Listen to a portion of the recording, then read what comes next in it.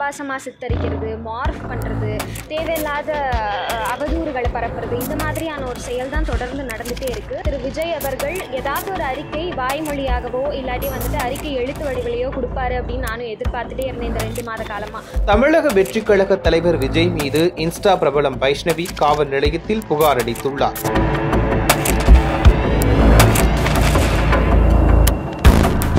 கோவையைச் சேர்ந்த வைஷ்ணவி இன்ஸ்டாகிராமில் கருத்தியல் பேசி மிகவும் பிரபலமடைந்து கடந்த 3 மாதங்களுக்கு முன்பு தமிழக வெற்றி கழகத்தில் இணைந்தார்.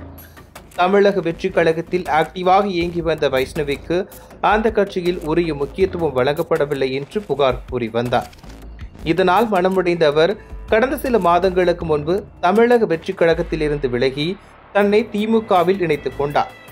இதனையடுத்து தன் மீது ஆபாச கருத்துக்களையும் தன் புகைப்படங்களை மார்பிங் செய்து பரப்புவதாகவும் தமிழக வெற்றி கழக தொண்டர்கள் மீது கோவை காவல்துறையில் புகார் அளித்துள்ளார். தமிழக வெற்றி கழகத்தில் இருந்து வெளியேறிய நாள் முதலே தன்னை பற்றி தமிழக வெற்றி கழகத்தினர் சமூக வலைதளங்களில் ஆபாசமாகவும் அவதூறாகவும் கருத்துக்களை பதிவிட்டு வருவதாக வைஷ்ணவி தெரிவித்துள்ளார்.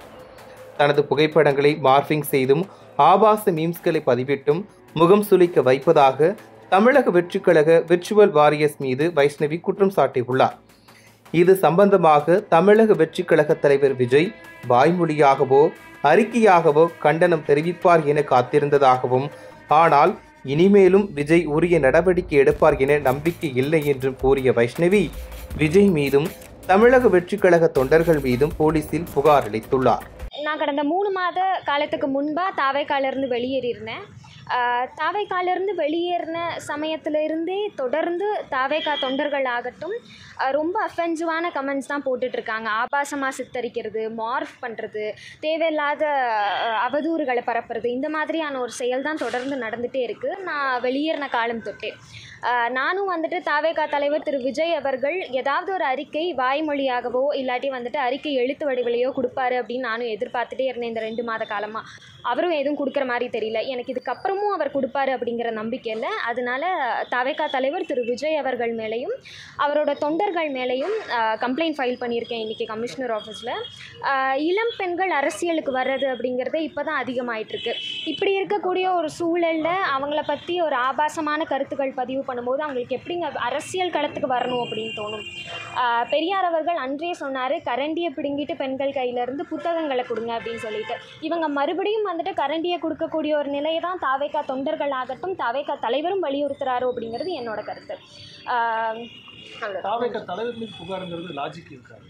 எப்படிங்க லாஜிக் இல்லாமல் இருக்கும்? யாரெல்லாம் நடக்கும்போது இப்படி பேசாதீங்க அப்படின்னு சொல்லி ஒரு பேட்டிகள் வாயிலாகவும் ஸ்டேஜ் பேசுகிறதே சொல்லிட்டாங்க.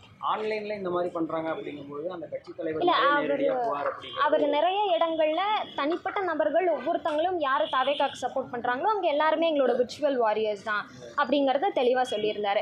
அண்ட் நான் அவர் கட்சியிலேருந்து வெளியேறின காலம் தொட்டு நிறைய பெண்கள் ஐடியாலஜிக்கலாக நாங்கள் ஸ்டாண்ட் எடுக்கிறோம் அப்படிங்கிற பட்சத்துக்கு அவங்க ஆப்போசிட்லேருந்து நாகரிகமான ஒரு அரசியல் விவாதத்தை தான் நாங்கள் எதிர்பார்க்குறோம். ஆனால் அது இங்கே நடக்கிறது இல்லை அப்படிங்கிறது தான் உண்மை. ஸோ அதை கண்டித்து அவர் விர்ச்சுவல் வாரியர்ஸ் மேலே அவர் ஏன் ஒரு அறிக்கை கூட வெளியிட மாட்டேங்கிறார் அப்படிங்கிறது எங்களோட கேள்வி. விளம்பரத்துக்காக வைஷ்ணவி இந்த மாதிரி பண்றாங்கன்ற மாதிரி விளம்பரத்துக்காக நிச்சயமாக இல்லை.